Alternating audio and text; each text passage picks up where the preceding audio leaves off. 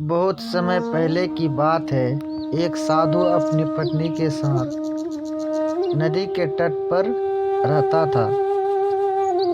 उन दोनों की कोई संतान नहीं थी। उनकी बड़ी इच्छा थी कि कम से कम एक संतान उनके यहाँ जरूर हो। एक दिन साधु जब तपस्या में लीन था, तभी एक चील ने अपने पंजे में फंसी एक चूहिया उसके ऊपर गिरा दी। साधु ने उस चूहिया को घर ले जाने का निश्चय किया, लेकिन उससे पहले उसने उसे एक लड़की में बदल दिया। उस लड़की को देखकर साधु की पत्नी ने पूछा, कौन है ये? इसे कहाँ से लाए हो? साधु ने पत्नी को पूरी बात बताई। उसकी पत्नी बहुत प्रसन्न हुई और वह बोली, तुमने उसे जीवन दिया है, इसलिए तुम्हें उनके पिता हुए। इस तरह मैं भी उनकी माता हुई। हमारे यहाँ कोई संतान नहीं थी, इसलिए भगवान ने इसे हमारे पास भेजा है। जल्द ही वह बच्ची एक सुंदर युवती बन गई। जब वह 16 साल की हुई तो साधु और उनकी पत्नी ने उनका विवाह करने का निश्चय किया। साधु ने सूर्य देवता का आह्वान किया।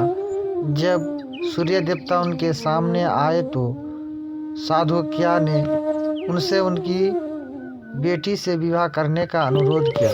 हालांकि लड़की को यह विचार अच्छा नहीं लगा और उसने कह दिया, क्षमा कीजिए, लेकिन मैं सूर्य देवता से विवाह नहीं कर सकती क्योंकि वह बहुत गर्म है।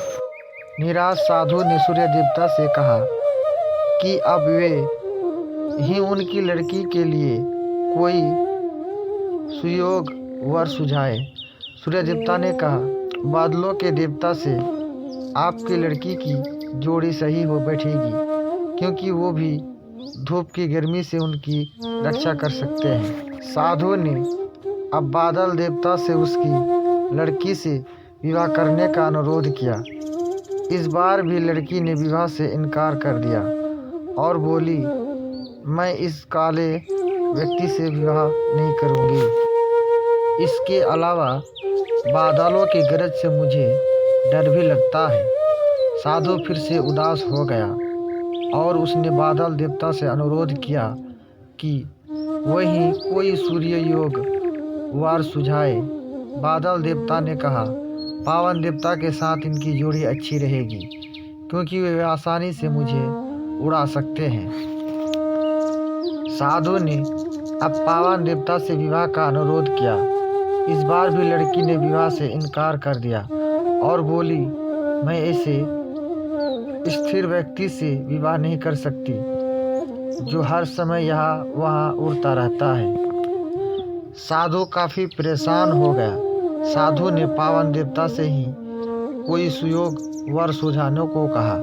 पावन देवता ने जवाब दिया, पर्वती के राजा बहुत मजबूत और स्थिर है, वो बहती हुई हवा को भी आसानी से। साधु अब पर्वतराज के पास गया और उसकी लड़की के साथ विवाह करने का अनुरोध किया। हालांकि इस बार भी लड़की ने विवाह करने से इनकार कर दिया और कहा, मैं ऐसे किसी व्यक्ति से विवाह नहीं कर सकती जो इतना कठोर और ठंडा हो। लड़की ने साधु से किसी नर्म वार खोजने को कहा। साधु ने पर्वतराज से सलाह मांगी। पर्वतराज ने जवाब दिया, किसी चूहे के साथ ही आपकी लड़की की जोड़ी अच्छी रहेगी, क्योंकि वह नर्म भी है और आसानी से किसी पर्वत भी बिल बना सकता है। इस बार लड़की को वर पसंद आ गया। साधु काफी हैरान हुआ और बोला, भाग्य का खेल कितना निराला है। तुम मेरे पास एक गुड़िया के रूप में आई थी और मैंने ही तुम्हें लड़की का रूप दिया था। चूहिया के रूप में जन्म लेने के कारण तुम्हारे भाग्य में चूहे से ही विवाह करना लिखा था और वही हुआ। भाग्य में जो लिखा था वही हुआ। साधु ने फिर से प्रार्थना शुरू कर दी और लड़की को चूहा बना दिया।